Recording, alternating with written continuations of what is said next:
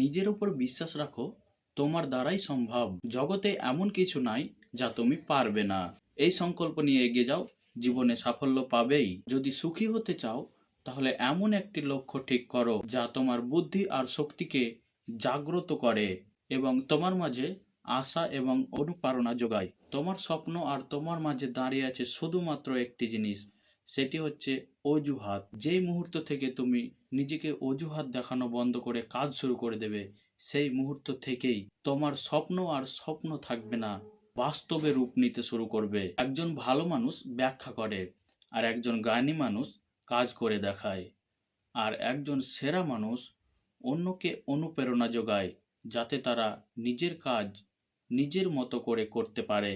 জীবন হোক কর্মচাঞ্চল্য ভরপুর, ছুটে চলার নিরন্তর অনুপ্রেরণা। বিশ্রাম নেওয়ার জন্য তো কবরের জীবন চিরকাল পড়ে রয়েছে।